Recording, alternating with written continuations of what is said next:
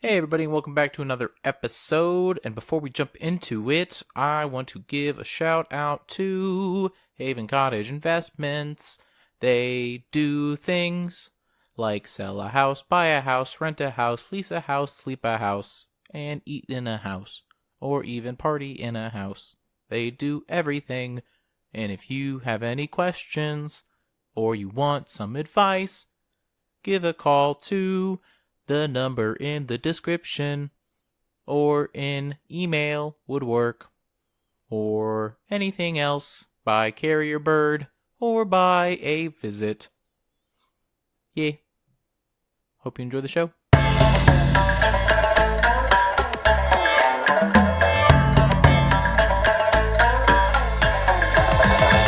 One more podcast.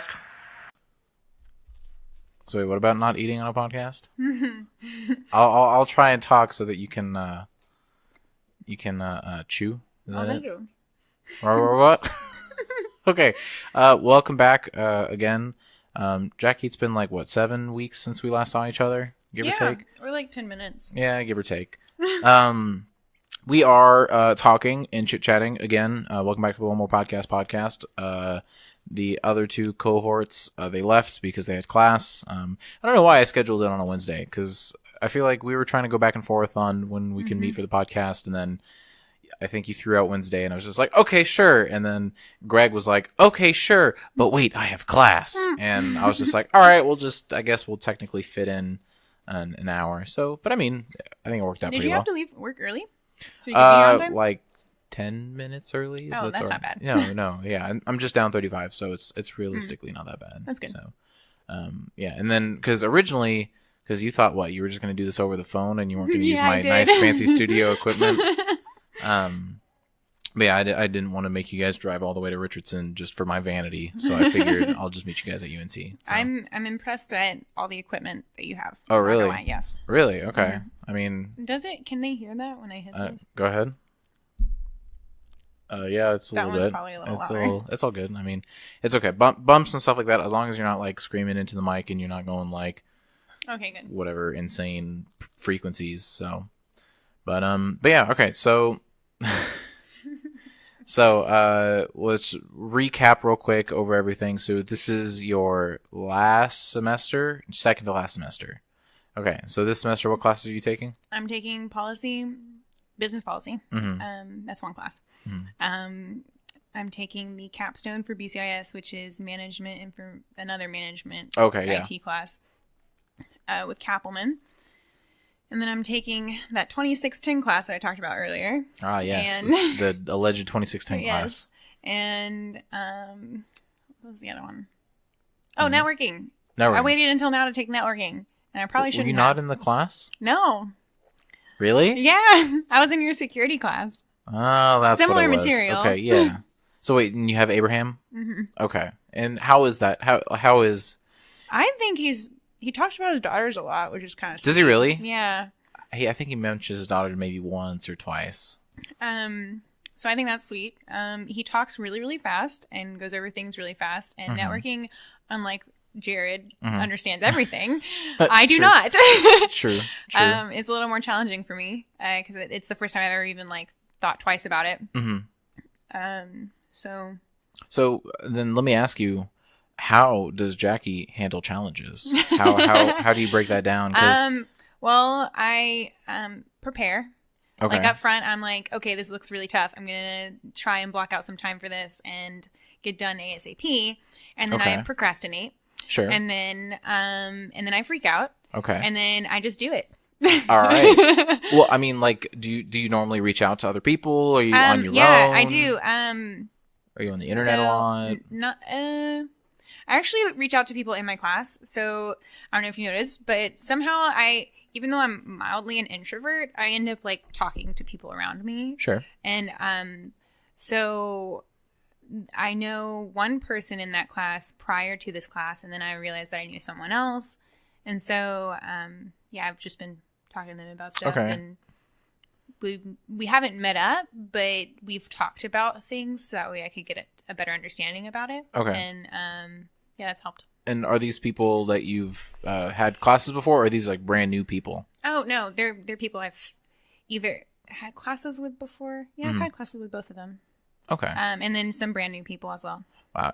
Isn't it weird how, like, okay, so at least, I don't know about you, about your high school experience, but for me, it was definitely pretty much exactly the same as what happened now is you find a group of people, you stick with them, and sure, you talk to other people now and then, but you're not going to hang out with them, you're not going to talk with them outside of class and stuff like that. It's just, I don't know, it baffles me that that's literally, you think... how we socialize. Yeah. Well, no, I mean, yeah, that's true.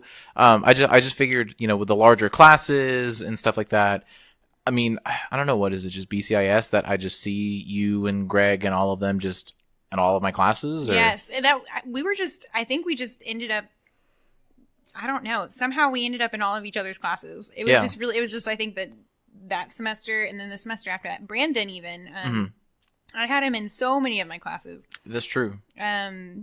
And yet I'm still here.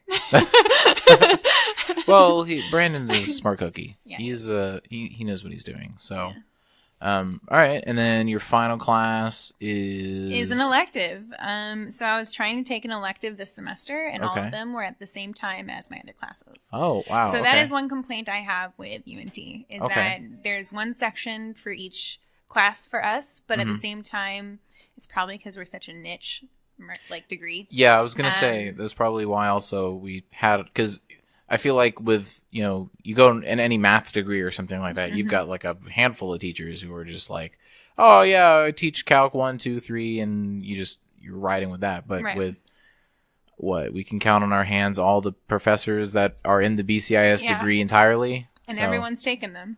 That's true, very true. It's not like you have a lot of options, so that kind of sucks.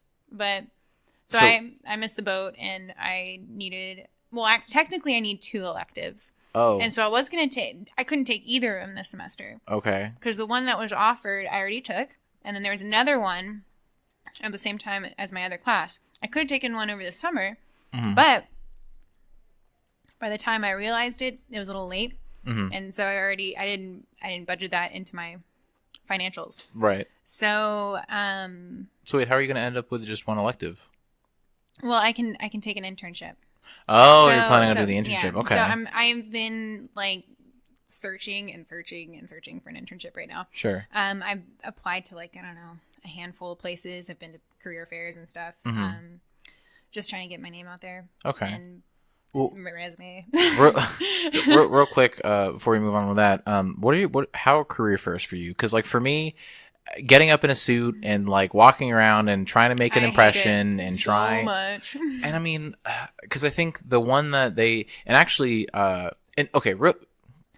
off of something real quick, I still get emails from the IT department stuff about career fairs and like opportunities, really? And stuff. And they didn't take you out of the system yet? I guess not, but also I get emails from the nice. She dropped the butter, by the way. Just don't bonk your head on the mic. But what was I saying? Oh, I just bumped my arm on the table. I still get emails from the AIS group and all their stuff like that. And so I think... Oh, go ahead. Did you actually join the AIS group? I think I didn't pay anything. I was on the... Like, I mean, I was on the email. And yeah. I go to the meetings. Exactly, right? And, I mean, what, you get a shirt if you pay or something, right? And really, like, yeah, I don't really care about the shirt. Exactly. You're just there to try and network, I guess, if you even can network. Yep.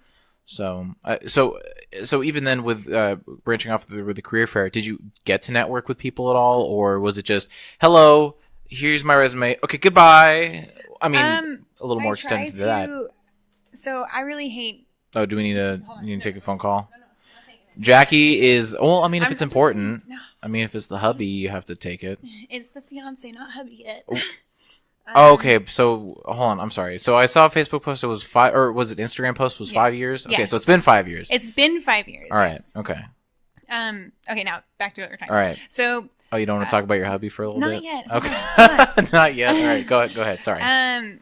So networking. Yeah. So it's awkward for me because even though like I wait tables and I talk to strangers all the time, I never have to actually open up to them. And so, so like I can just say, hey, what's your order? Okay, cool. And then leave. Mm-hmm. But I have to present myself in like a, I don't know, kind of vulnerable. I have to get vulnerable in front of these people, and it's really awkward for me. True. So that's why it's nerve-wracking. But I have to say, I did get an interview out of one, but I don't honestly think it's because of the career fair. I think it helped. Sure. But I honestly think it's because I knew 2 people at the company already. Oh, so, okay. They happened to be there, and I liked the company, and so I knew a little bit about them already. Mm-hmm. And I think that's why. Oh, okay. But granted, I wouldn't have met that person there if I hadn't have gone. True. So, and I probably wouldn't have sent in my resume when I did if I hadn't have gone. Well, so out of your whole experiences, was a career fair going to? Because I mean, I think I've been to maybe 5 or 6 different career fairs. Yeah. I know the one was like small for the BCIS people, but like just literally all of the major career fairs. I don't know. For me, it's really hard to say it was worth it. Yeah. Just because I think I learned something every time, and it's more. It's not about like learning something about companies. It's more about like how to present myself and like how to be a little more, or at least seem a little more confident. Right. So for me, I think it's valuable a little bit because I'm super awkward, but but for normal people, sure. I can see why it's not sure. not necessary. Okay. Well, so and when we were talking about on the previous one, I don't know if I just didn't word it right or we didn't really get hammered in, but in terms of the resources that UNT provided, I guess maybe we just never got around to you, and I was Jared was over talking everything, so he had a lot to say. He did have a lot of things to say. I mean, he always has a lot of things to say, so but that's okay because it's Jared and we love him. Yeah. But anyway, so do you think UNT provided at least? Not necessarily engaged you and said, "Hey, Jackie, do this thing. Hey, there's a thing. Hey, there's a blah blah blah." Because I know you had your relationship with whatever her name is. I forget her name. But anyways, in terms of providing you the opportunity to network and stuff like that. I just want to clarify. It was Donna. That's right, Donna. Okay, I'm sorry. And she was an advisor, and it wasn't anything risque. Sorry, I know I totally just like blew over that. Like it could have been something, but no, you're right. So she's an advisor. Which honestly, that was like a really good catch for you, really. And honestly, I don't think that's like what they said earlier. I don't think it's traditional to do it like that. She was the head of department. She called me into her office. Not really called me in, but like said, "Hey, come meet me in my office." And ever since then, I've just been going to her for my advising needs, unless I need to get a code, and then I'll go downstairs. Okay. And yes, because of her, I am in the PLP, the Professional Leadership Program. Yeah, talk about that for a second. Sorry. Okay, so not a lot of people know about it. Right. There's a GPA barrier, so you have to have at least a 3.2 GPA, but that's not crazy. Yeah, that's not that bad. That's not bad.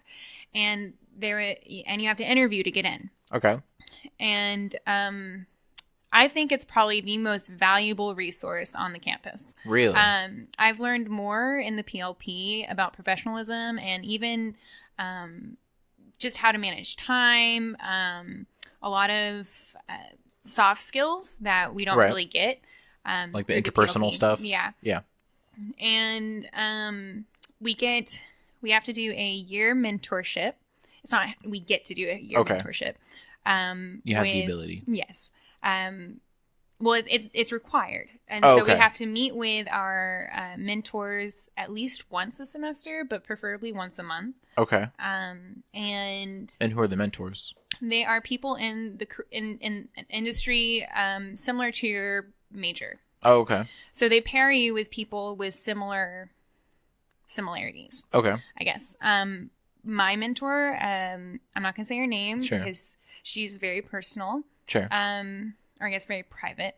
We don't want to blast her to my 30 subscribers. No, I'm not going to say anything bad. No, sure. She worked for Interstate Battery, and she was a project manager there. Oh, okay. In the IT department. Wow. That's cool. So she worked off of 35. You know, where like Club Corp is, and, like all those businesses in Dallas. And so she gave me some insight into that and gave me a lot of pointers. She did some resume lookovers. In addition to the mentorship, PLP also does a McKinsey case study once a semester. So what is that? So McKinsey Company is a consulting group. Sure. And it's national. Actually, I think it's worldwide. Ooh, fancy.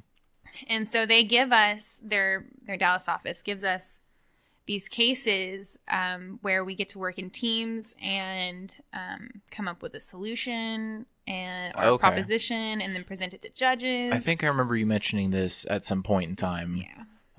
But go on, sorry. So this is, I think, I've done this before, but it was a lot smaller scale. Okay.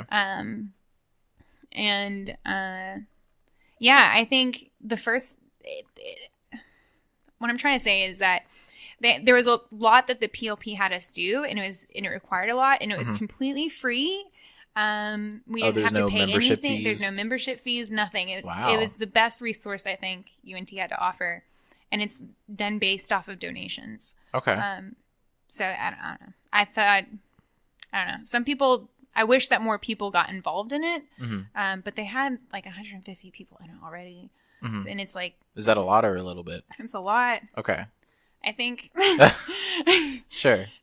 Well, so what I was going to ask, the mentors and stuff, was it you were her only mentee, or is that the word? Yes. Okay. So, and I think there are situations where mentors have more than one mentee, but with mine, it was just us. Okay. And so you had her phone number, knew her address, hit her up whenever. Yeah, just we would meet up. She lived in Dallas, so we would meet up in Louisville and go get dinner and talk. And wow, okay. She would help me with my McKinsey case if I needed her help. We'd talk about future plans. Okay. Like just so you can like nudge, hey. Yeah, kind of. But she is a very mobile person, and she's actually left interstate, and I'm not exactly sure what she's doing right now. Actually, I'm still going to meet up with her, even though she's technically not my mentor anymore. She's someone that I feel like I can text at any time and just ask her a question. That's awesome. So, so we're meeting up again in December, but she's moving around. She's like all over the place now. I'm not exactly sure what she's doing. Wow, that's actually really cool. That is and because I remember whenever you first brought it up, I think. Because we met in 4610? No. Yes? Okay, that was the first. Yes. Are you sure? Yes, positive. No, wait. You were in Java class, and. Okay, well, that was the with Jared. Yeah. Okay. Yes, you both sat behind me. All right, so you knew of me. But I didn't know your name. Oh, it wasn't until like it was hey, annoying kid who's loud and annoying with Jared. I think it wasn't until well into that semester that I put two and two together. Gotcha. Yeah, whenever he's yelling Yuval or whenever Jared's yelling Yuval, he must be pointing to me, obviously. Yes. So, okay, so 4610, and then, because you were in PLP then? No, I didn't. Oh, okay. Or was I? I don't remember. Timelines are fishy, but. No, I was. Okay, all right, because I remember you were mentioning it, and, yeah, I was taking 5 classes and then that on top of it. And I also didn't mention we have a required minimum of 4 volunteer hours. Oh. And so that's not a lot. Sure. But when you're taking 5 classes to find the time and to sit and down, you're doing the mentorship and the McKinsey case, you're like, ah! And so my time was very limited that semester. I'm surprised I even made it out of that. Well, so was that the heaviest? Because I know for me, I think the most I've taken is like 18 hours, but I think maybe 3 of them was an online class. But still, there were a couple semesters that I had a super heavy workload. Yeah. So for the most part, did you have throughout UNT, or was it just generally your last couple of years was the junior senior was the heavy workload? It's weird because this semester and last semester wasn't nearly as bad as that semester. I don't know why I did 5 classes in PLP at the same time that semester, but I did. And I thought I'd be okay. And then I was like, it was so challenging. I was okay, but it was so challenging. I did not like it. Okay. And so I was like, I'm not going to do this again. I'd much rather stay in school an extra semester than go through that again. Sure. Because, I mean, what, you're working, do you work 40 hours? No, not currently. But at a point. I could if I wanted to. Gotcha. And, I don't. Sure, of course. I realize that life is short. That is true. You need to enjoy life. Yeah. So okay. So other than the PLP, I mean, resources available, like, teacher, because for me, I don't know, teachers never engaged me. Teachers never took the initiative. Hey, you're smart, or like whatever Abraham did with Jared. Hey, come work for my company. That was like, I was never that. Well, wait a minute. Let me think about that. Hold on. Oh, okay, sure. That's fine. I'll just ramble on while you're deep in process. So wait. What about Kuhikumali? Yeah. That was, no? I mean, we joked around and like, I don't even know if tight? I guess. What about Becker? You weren't tight with Becker? See, I don't even know if he knew my name. He just recognized my face. And he knew my name. That's very true. That was okay. That was a really good class. I enjoyed that class a lot. I don't know. I mean, data warehousing is cool. So I don't use it. Fun. So it was a really interesting class. It was fun, but it wasn't fun because of the material. That's true. Although the material wasn't bad either. That's true.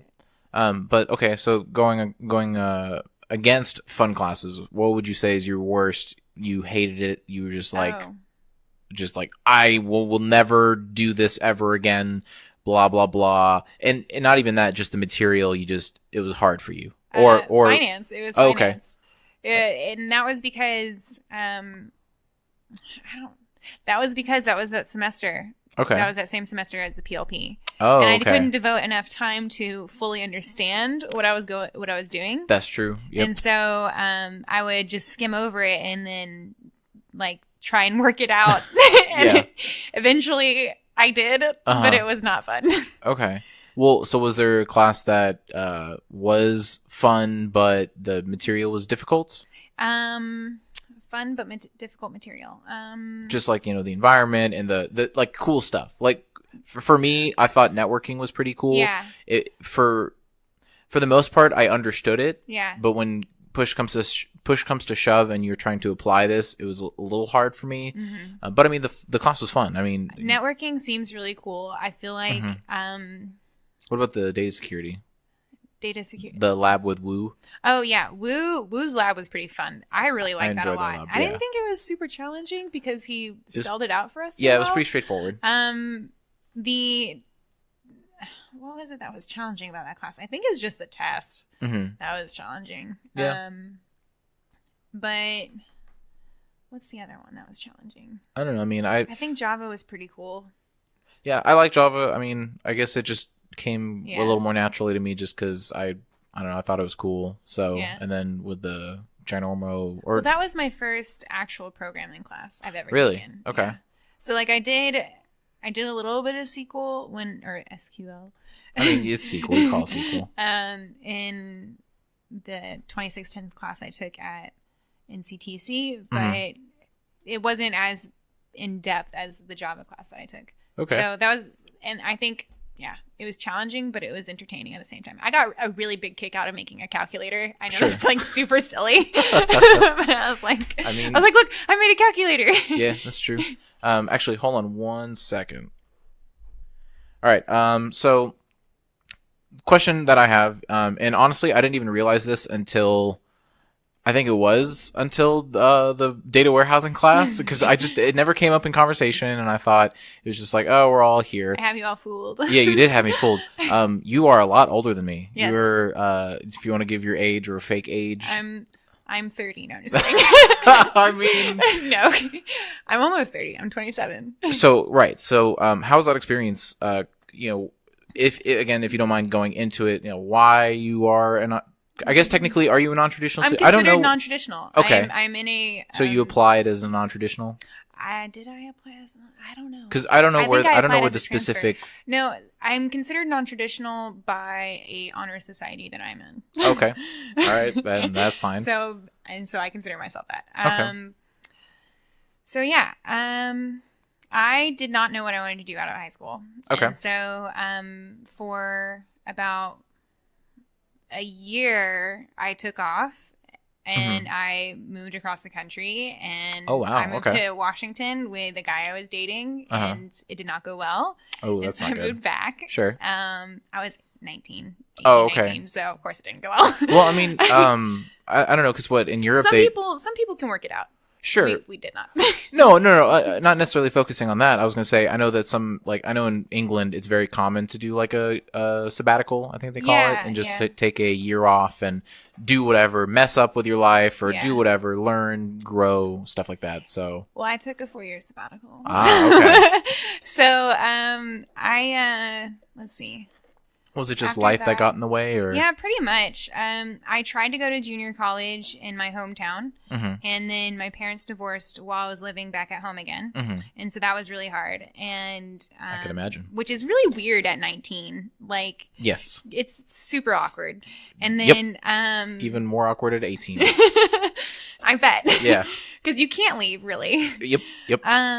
So it was very distracting. So I was like, okay, I can't do this yet. So I ended up I started dating that guy again. Oh, okay. And I moved to Denton. And then we didn't work out again. Sure. And he moved away. And then I was like, I can't keep waiting tables for the rest of my life. I can't do this anymore. So initially what got me back into school was that I wanted to open my own restaurant because I am vegan, but it's hard to find vegan food and vegan restaurants. Sure. And it's a little easier now. And I know that's kind of weird because it was only like 5 years ago. Right. But I mean, there's been a huge push for it. Yeah. And so I don't know. And I love food. I absolutely love food. I love cooking. I love serving people. I love designing and planning, and I like being a manager. I knew that when I was waiting tables that I liked that kind of control, which is kind of weird. No, I mean, you can be a control freak. That's totally fine. I feel like, in a real quick tangent, and then we get back to your life story and everything like that. But I don't know. I think. Like, honestly, if we're being honest and being vulnerable with each other, going through and being in a group with you, it was kind of hectic for me. It was because I think we both were kind of, we definitely, I think, and not to like humble brag, but I think we're both leaders. Yes. And I think we're both, have the skill to manage people and, and coordinate and make sure everyone gets their part done and stuff like that. And I think that's why I'm glad we went through that, though, because that's a valuable lesson, is to be able to work with leaders together, because you have to understand like how to work with a leader if you want to also, you can like have a dual leadership kind of situation, which is what we did. Sure. It worked out pretty well. Yeah, it very much did. I think part of it also was that this is going to sound really horrible, but I think we had a submissive group. Yes. I think it was very much, they kind of understood the dynamic of, okay, Jacque and Yuval are going to just power battle for a second here, and Yuval's going to tell me what to do, and then Jackie's going to say you need to do this or improve this or whatever, and it was like... Also, though, like, I think part of it was we both had two very different understandings of what was going on at the time. That's true. So, like, we were, I think, both trying to come to grips with what it was we were doing. Right, yeah, we kind of like different plans of attacks. Yes, and so... And I don't know. I think that had a lot to do with it also. And then because our group was submissive, they didn't give us a lot of feedback on it. That's true. So it was like, well, what's right? Yeah, exactly. So, but I didn't mean to break off too hard from that. But yeah, it was definitely. I very much can agree with and shake my head and say, yes, Jacque, I can totally see you in like this kind of C-level position, like definitely wanting to. You have a vision and you're trying to implement that vision. Yeah. So, and I just wanted everyone to know that it was one of the worst times in my life battling Jacque on figuring out what we're supposed to do and how we should do it. And I'm just kidding. But no, I thought it was fun. I did, after, I think initially that first, and I mean, I don't know, I don't know if you develop the leadership quality, as you're transitioning to college, but like, it was the same thing in high school for me. Yeah. I was very much, if I wasn't like, directly ahead of the team and saying, all right, here's what I want to do. And obviously getting feedback and not just being a dictator, but I definitely spearheaded a lot of my projects. So was it the same thing with you for the most part, or? No. Oh, okay. I went to a very not great public high school, and I didn't have group projects. Ah, okay. I also, this was I graduated in 2008. Wow. Yeah. Okay. So times have changed. I think we didn't quite have a smartphone yet.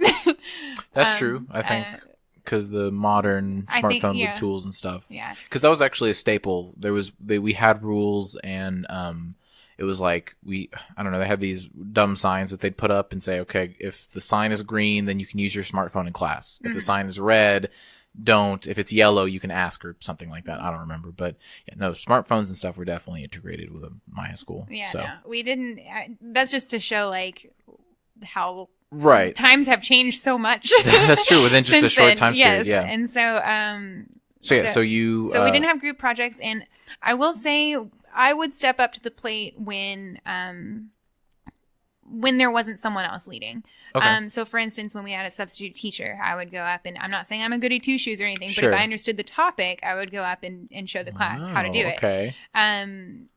Things like that. I will say there have been a few times where I think it was in my calculus class and in my high school, and I took high school calculus, and then actually dropped that because I was working a lot and I didn't want to take BC calculus, so but that's a different story. Anyways, there were a few times in class where I got up on the board because people just didn't understand anything. I was just like, all right, here's how you do it. Just here it is. So, I do totally get that sentiment. But well, I mean, even then, I think that shows leadership qualities, and I think so. You could have called yourself a leader in high school. I kind of. Okay. I was also homeschooled before that. And so okay. Now it's all coming out. Yeah, it's all connected. I see. So that's why I think I have leadership qualities within me, but it's kind of hard to get that out. Sure. Because but when you I'm sorry, go ahead. Yeah, just because of the awkwardness that comes with being homeschooled. Having to go to the dance with your dad or something? No, there was none of that. No, we were not that fortunate. There was maybe like 2 other families being homeschooled in the same city as me. Oh, so, no, I thought that was a joke that, like, you're homeschooled, so you're going to have the dance and you're going to go with your dad. No, there's no dance. Oh, sure. But anyways, back to the college. So, I feel like both of us kind of bloomed, and moral of the story, it was hectic for me. So you made my life hectic. Yeah. Anyways, back to, I guess, your life story. Do I really need to tell my life story though? I mean, it's all you. So but I guess really to narrow it down. So it was life, and you didn't want to do. And then at that point, I just got fed up, and I was like, I don't want to be waiting tables. I want to own my own restaurant. Mm-hmm. And then after going to community college for about a few months, I was like, my car broke down, and I was like, I don't know if I can do this risky kind of thing. And like owning a restaurant is like, you have to be married to it. And I just had this breakdown, and I was like, I'm going to go in business. And so I decided to do business, and then.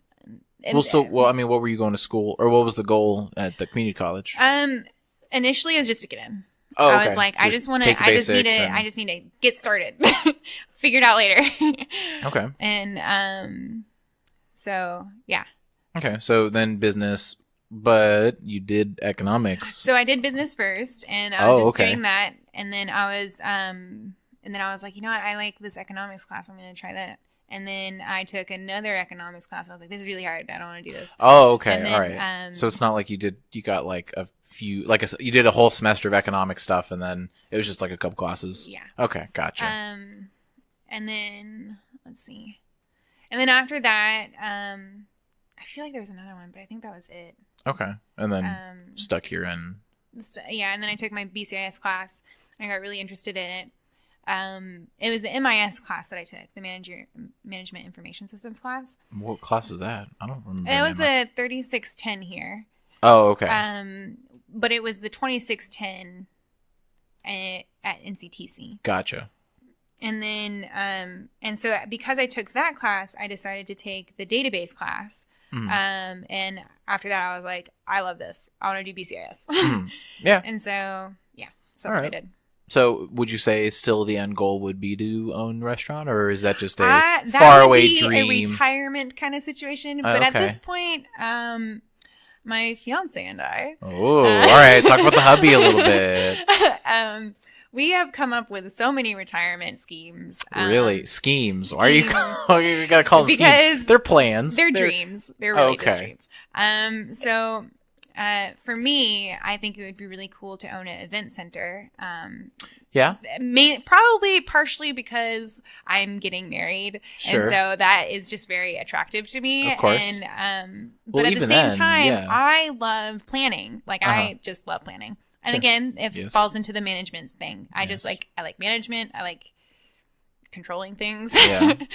Trying to find times for the group to meet and like making sure everyone was okay with it and planning, and then it's like Greg can't do something and then Vanessa can't do something, and then it's just like, but you were like, we got to do this. So yes, I can be pushy if I need to be. No, and I mean, I don't think it ever came off as like, God, what a horrible person. You're super pushy, but thanks. No, yeah, I definitely. So event center and then be planning. What would you plan? Events. Oh, okay. At the event center. I mean, like it would be like a restaurant / so we would have not a restaurant. It'd be like a catering company, like an event center, maybe a bar. Do you have weddings at event centers? Yeah. Oh, you do? You can do weddings. You could do business things. You could do weddings in a cornfield. I don't know. Is that a thing? People like. I think that it could be on Pinterest. I guess I don't know. People have weddings at some really weird locations. They do. So okay, so just the kind of jack of all trades event center. Yes, and then let's see. Another one was to own a fitness center with Robbie. We would co-own it, and then I could do, because I am like really into fitness, and sure.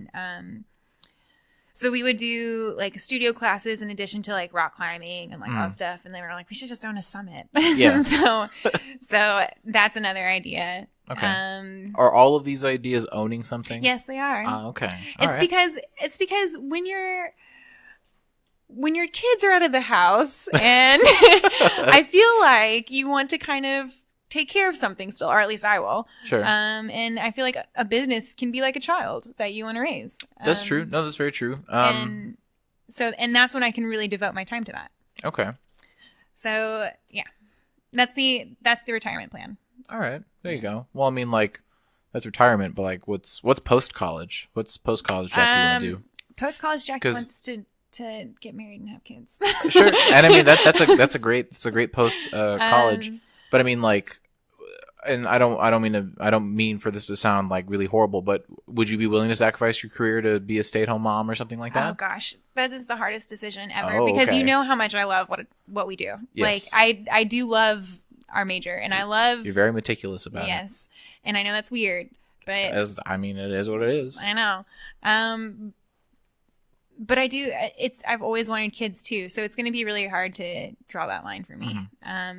So I would like to start small and see where it goes. I'm just gonna try hard and put your nose to the grind. Yeah. Well, because I say that because I have a friend. He's total opposite. No romantic relationships. No nothing. He's very career focused. He's like. And I mean, he's done a lot of really cool things within his industry, and he's met a lot of really cool people, and he's networked, and he's got big dreams. And so a family and a wife and kids, who needs that? Yeah. I've got lots of money and a career. Yeah. So I mean, and part of it, and I kind of poke fun at him, but I know I kind of get it, because he's about leaving a legacy. I agree. Like that is a very attractive thing. Not like I don't know. I could see myself wanting those things. I could see myself wanting to do whatever it takes to be the CFO or the CIO of a company. But yeah. I don't know. It's kind of difficult. You're at a crossroad, and you can plan, but then really what happens?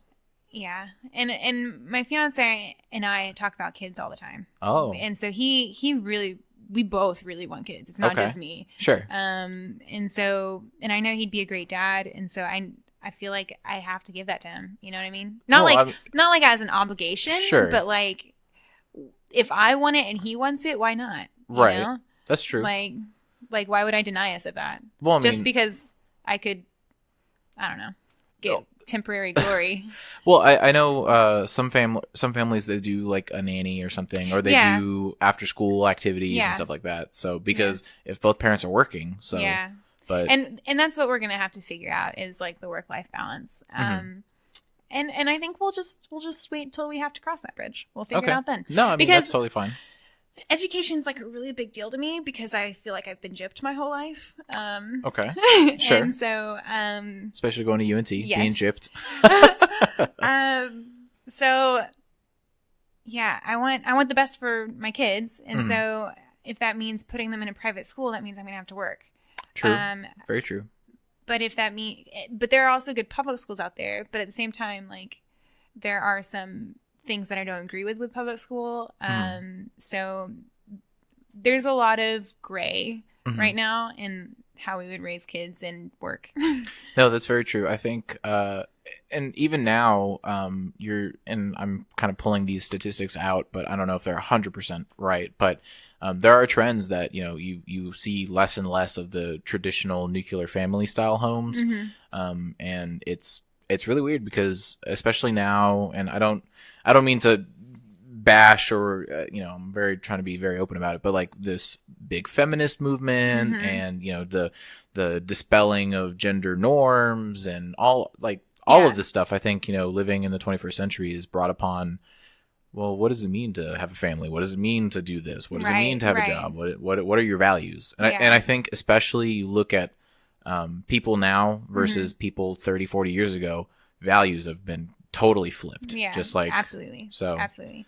And I have to say that I don't know. I feel like if I did start a family, I would do anything it takes to make sure that they come first.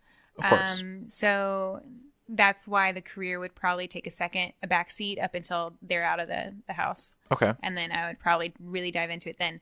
But that kind of sucks because I'm almost 30. Sure. So if I got back into the industry, I don't know, 20 years from now? Yeah. Almost? That's true. It's going to be completely different, and I'll be like 70. Not really. Not 70, but no, I agree. Wow, that is a really strange concept to think about. Yes. Is if you do sacrifice that. So, well, I know some moms do like part-time stuff. I would probably, what I'm going to try to do is do I don't know. I really don't know. It just depends on what ends up being. I'm not trying to push you. I don't want to make you have a crisis right now. No, you're not. Okay. I've got there are opportunities in several areas.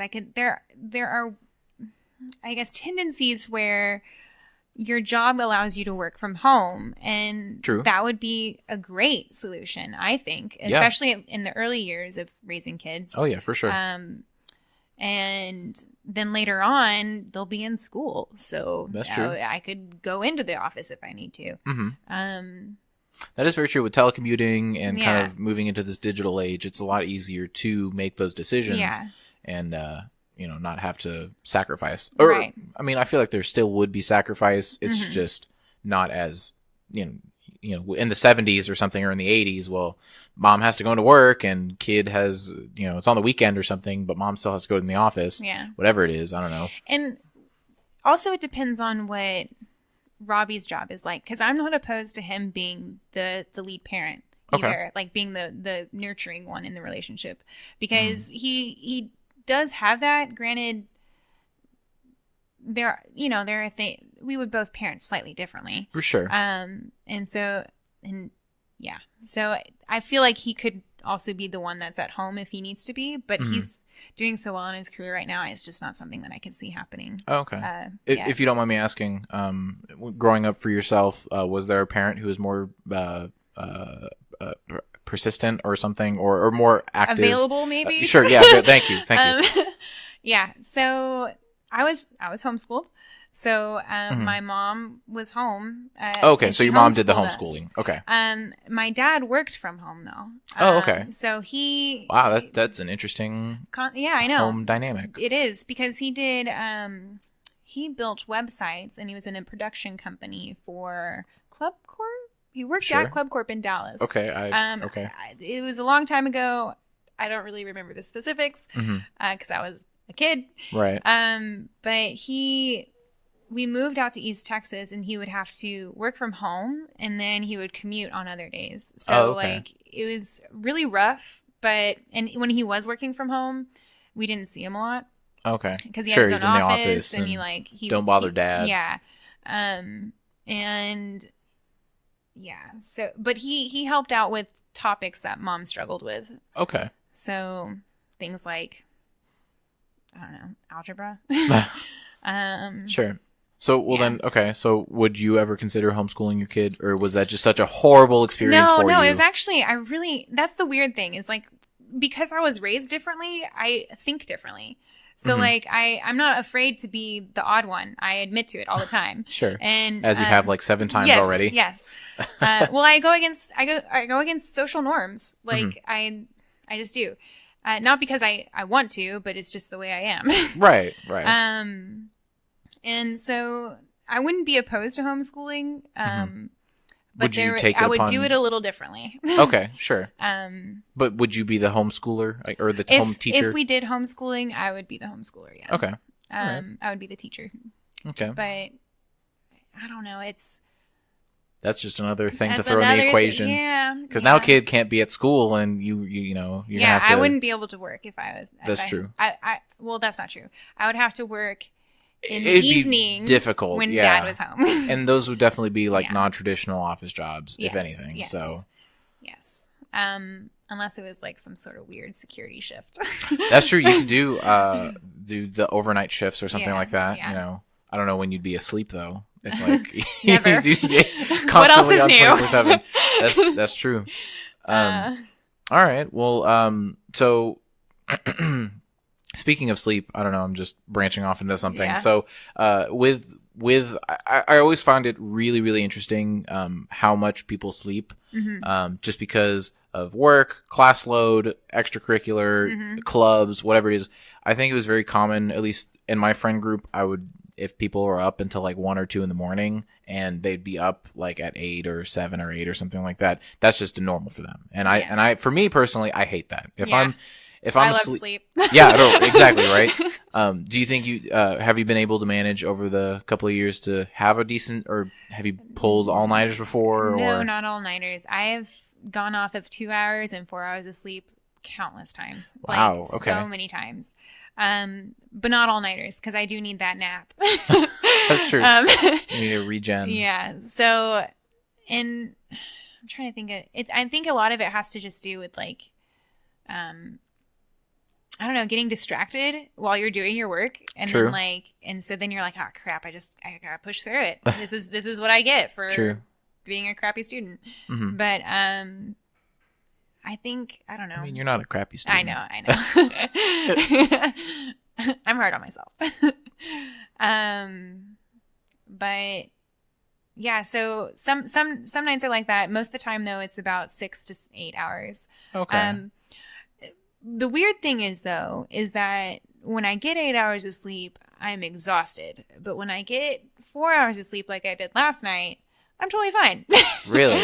And it's really weird. And you don't have any negative effects during the day? I'm not going to say I don't have negative effects. Okay. But nothing like too crazy? But I feel more energized. Really? For some reson. Like, I don't feel sluggish like I do when I get my 8 hours of sleep. Uh-huh. And I think that probably has to do with REM cycles, but like... Yes. Have you heard of the, what is it? I think they call it like the Leonardo da Vinci sleep cycle or something. Mm.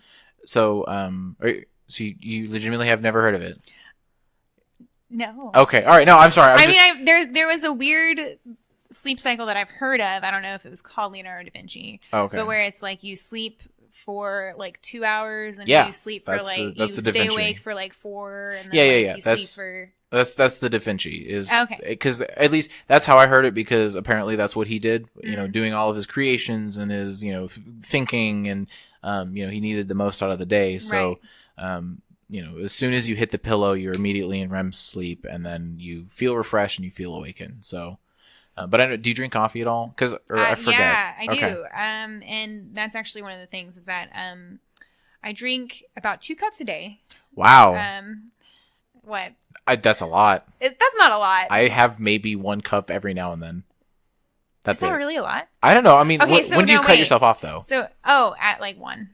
I won't have any coffee after 1. Okay. I will though have a pre-workout and then go work out. The pre-workout's filled of like... there's about as much coffee, or as much caffeine as about a half a cup of coffee. Wait, there's caffeine in a pre-workout? in mine. I thought it was just like protein. It's and amino that's acids. Okay. But mine has a little bit of caffeine. Okay. I think 15 milligrams. That's probably about as much as green tea. Actually. Or maybe that's just a shot of espresso. I don't know. I don't know either. I have no idea. You're just putting that stuff in your body. Jeez Louise, Papa Cheese. Yeah, well, I mean, it's good. I mean, if it gets you to the workout, so okay, that's something I've always been curious about. So, what got you into the super workout? Like, what was it? Rock climbing, exercise, physical activity. I used to play soccer. And, okay. Was it like a homeschool soccer team? No. Play against the other homeschool? But no, yeah, okay. We did do that. You played like games and stuff like that? Yeah, so we lived out in the country, and we had these neighbors that Podunk, had 12 Texas. 12 kids. Wow. 12 kids, and they were all homeschooled.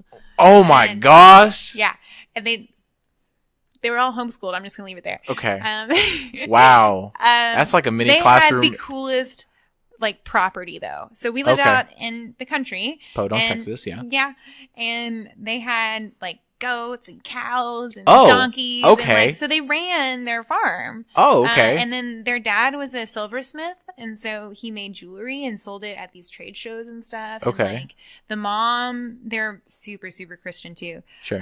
But the mom was she taught all of her kids. It was actually kind of heartwarming, like to go. It was like walking back in time, you know? Yeah. Simpler times. It was really cool. Or offensive.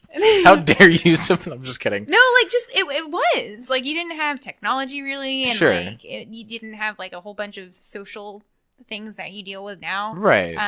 What is it? Living on the prairie or something? Yeah, Prairie dog. Like that. I don't know what it is. Home on the Prairie. Yeah. What is that show? Do you know the show I'm talking about? I did not know there was a show. There's like a show on. It was like an old show. I think it's like something. Home on the Prairie. I think is the Little name. House on the Prairie. Little House on the Prairie. Thank you. Is that a show? That or is a show. movie? It was a show. Oh, okay. At least I think it was a show. I don't know. Okay. All right. I because I'm pretty sure I remember. Your viewers are gonna go Google it and tell us. They're gonna fact check. Viewers, now. I mean listeners. Okay, the goal was to always have, or not always, but like to start recording these. And like I just put up my phone, I have like a little stand and literally just boom, plop it, get a wide angle shot of just everybody talking. Oh yeah. I just have kind of forgotten / I don't have the battery power for it. Oh yeah, that would do it. That would it would eat it up. But yeah, no, whenever I was working at Target, in the break room, they would play, and I'm pretty sure the TV show is called Little House on the Prairie. So yeah, that would So I'm right, you're wrong. Okay. Anyways, fine. back to the. I told Little you the House name of the show. All right, so back to the Little House on the Prairie, or I guess Big House. So they had 12 kids. Big House is something different. No, Big House on the Prairie. No. Big House is something different. Okay, sure. Anyways, back to the Big House on the Prairie. Yes, it's like they played soccer with us. They actually had these really old like soccer manuals. Wow. And they would. It's just so funny. So that's how they learned how to play soccer. Sure. Not through any organization or anything like that. Mm-hmm. They didn't have coaches or anything, so we would just play together. And so they would come over in the backyard, and we would have these huge soccer games with them. And wait, hold on. What was the age range of these kids? Now I'm like curious. So I can't remember exactly. Were they about your age? There was one my age. Okay. There was one my sister's age. There was one my other sister's age. Right. That still leaves like 9 kids. Yes. So I think the oldest was 20 when I was 15. Okay. The youngest was like, I want to say like 2. Okay. Well, I mean, how can you homeschool kids when you're constantly getting pregnant and you're constantly needing to you can do a lot when you're pregnant. You'd be surprised. Isn't like at post-pregnancy, aren't you like, this is just me being ignorant. I think it depends. I think it depends on the situation. Because I really don't think post-pregnancy you can just, I'm ready to back Are you talking about postpartum depression, or are you talking about just like, after the pregnancy? Like the, okay. Like the physical toll. So the way having families that big works is that the older children end up assuming some of the responsibilities that the mother would do. So you're not alone taking care of these kids. You have like a 15-year-old helping out with the 2-year-old if necessary. Okay. So it's not that bad. All right, that makes sense. All right. It's like if she's the homeschool teacher and it's like, I just figure, all right, the teacher is going to be gone for, a couple of days having a kid. I'm just going to put this out there. I came from a home of 7. Oh, wow. So I had 4 brothers and sisters immediately. Like, they were my immediate siblings. And then I had 2 half-sisters. Wow. Still do. They're not. Sure. It's not past tense. I had. Rest in peace. But that's crazy. And it is. Wait, so then was everybody was homeschooled? No. So, okay. So when we lived in Dallas, all right. Before we moved out to East Texas, I actually went to private school. It was me, my sisters, we went to private school. Okay. It wasn't until we moved, well, actually, no. I had a friend that dropped out of private school to do homeschooling, and I thought that was the coolest thing ever. Sure. And so I talked my parents into it at like 6. Wow, okay. And they listened. Okay. And so they homeschooled me and my sisters, and then we moved out to East Texas, and then that's when it got a little less fun. Sure. And then I went into public school right after that. So it was really awkward because I went from private school, and then so that's a little different than your norm. I could assume. We wore uniforms. I was in kindergarten and first grade, and like that was my idea of the outside world essentially. Okay. It was this Catholic private school, and so then ouch. And so then we were homeschooled for I don't know 6 years. Okay. And I went to junior high. Gotcha. At public junior high.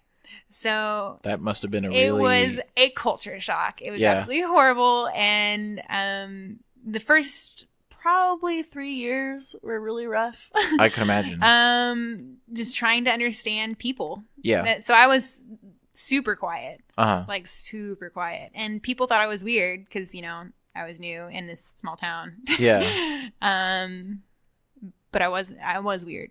But I wasn't weird for the reason they thought I was weird. Okay. That was what, the eighth time now? 9th time? Yeah. No, all right. So, growing up I was an only child, so it's so fascinating / like horrifying because like I've always I think there was an overall idea of like, oh, it'd been cool to have a sister, oh, it'd been cool to have a brother, blah blah blah, having a sibling. But then when you say I was a family of 7, there were a family of 12. That's just terrifying, isn't it? It's. I mean, was it terrifying? Was it like really rambunctious? No, it was great. Really? Okay. I wouldn't. It's weird because you'll hear that from almost anyone that comes from a big family. Okay. Is that they love it. And granted, there are some downsides. Okay. Like for instance, I want to say like an identity issue when I was in high school, but part of that was probably for different reasons. Okay. One of them was like, I don't know, just trying to stand out, trying to be. You kind of like a face. And I mean, I feel like that just happens naturally. Yeah. It's just because there's only so much time a parent can devote to people. Yeah. So. And so there was that, but it was super minimal, and I don't know. I love my siblings. My older sister is my best friend. My younger sister is my best friend. And then my brothers are freaking awesome. They're creative and interesting. So like, I don't know. I wouldn't change it for there were times though where it was rough. Like me and my sisters fought a lot. You think guys are bad.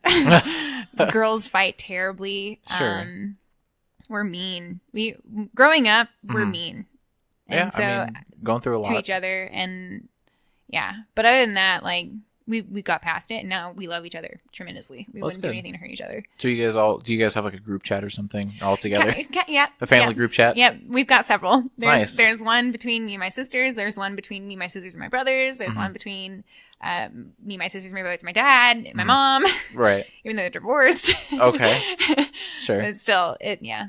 Okay, so to wrap this up, because we're pushing about on that hour, so would you have a big family? Would you want to have... I don't mind it. Okay. But it would... I have to be flexible, because I don't know. It depends on how well we handle 1 or 2. Okay. I would... Minimum, I want 2. Minimum, I want 2, because I want them to have a friend. Oh my gosh. I mean, like, I get that sentiment. I really do. But I mean, they could just make friends. They could. But there's something special about having a friend that can love you no matter what. That's true. I'm sure. Like an unconditional friend. Yeah. I definitely, I feel like I got a taste of it whenever I got a stepbrother and a stepsister. I didn't really fully get that exposure, but definitely, especially with the transition between the parents' divorce and then remarriage and stuff like that. It's like, oh, you're going through the same thing. That's something we can relate about, and then that's something we can talk about, and then you kind of have that. You do get that brotherly feeling, so I get it. So that makes sense. But I mean, for sure, you're at one, least two. Two. Okay, at least 2. Wow. All right. So what's the biggest? If Robbie was like, whatever you want, babe, you can. I'm making $2 million. We can have as many kids as we want. Oh my gosh, I don't think my body could handle more than 4. Oh really? Okay. All right. Mainly because I am pushing 30. Not really. I'm 27. Sure. But I feel like I'm 30. True. So, yeah. All right. So 12 kids. That's not okay. Not a thing. You can be like Octomom or whatever. Or I don't know how many kids she has now. Do you know why that happened? Why? It's because she was taking what are they called? In vitro? Oh, really? Or something? That's like whenever you force a pregnancy or something. Wait, not in vitro. It was fertility drugs. Oh. So she was taking fertility drugs, and that's how she ended up with so many kids, is because it went crazy. Wow. So what happens is, I think, like, when you take fertility drugs, you end up producing more than your body is supposed to. Okay. And so that could end up with twins or... okay. So 8. Like a higher chance. Wow. Okay. Yeah. So it's all a lie? What's all a lie? The Octomom? It was... Because I thought it was just like, she was just... Naturally. Yeah, just like... I don't know if that makes it a lie. I mean, I don't know. Was that the claim?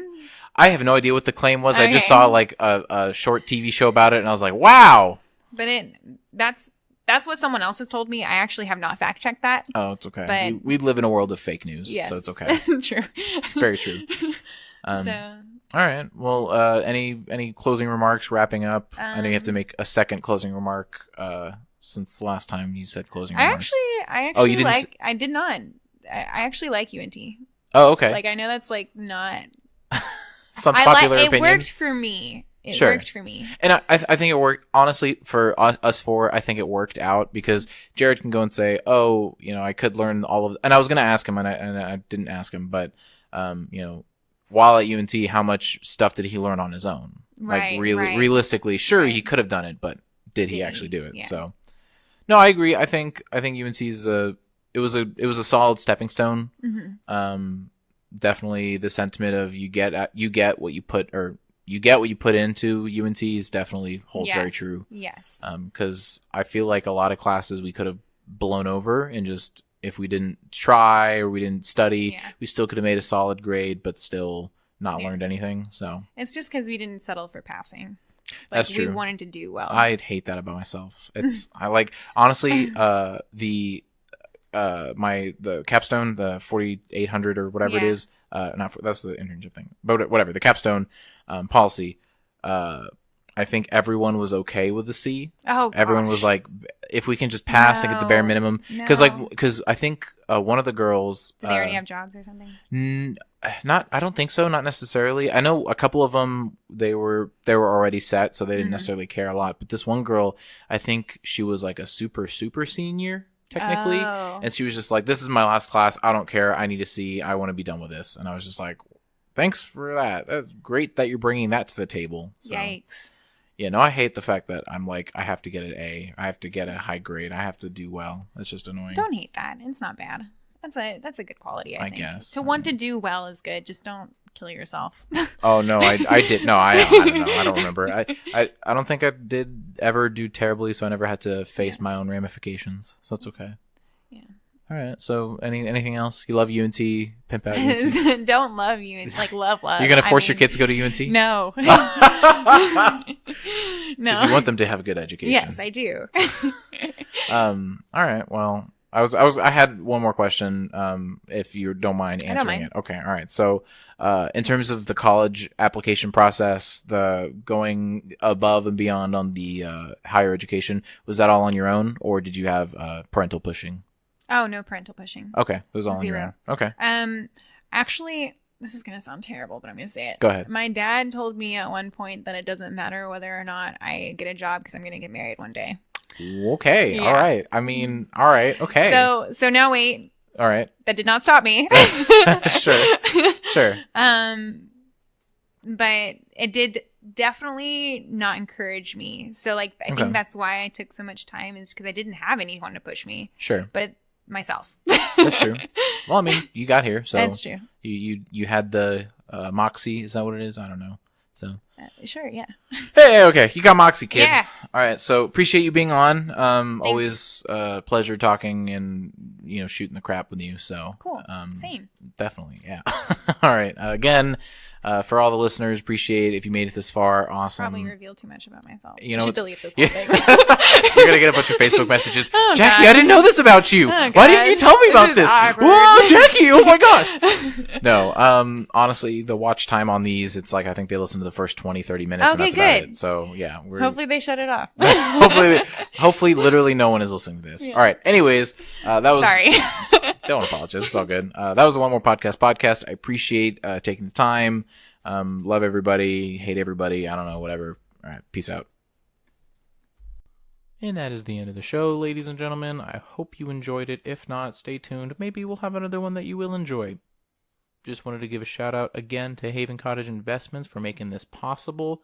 If you have any questions about what a house is, what do you do in a house, how do you buy a house, how do you sleep in a house, literally anything at all, you need to give him an email, and you need to give him a phone call, and you need to give him anything that revolves around contacts. Yeah, give him a call, people. It's good.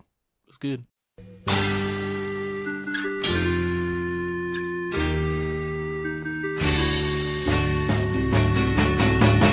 Link, Contant.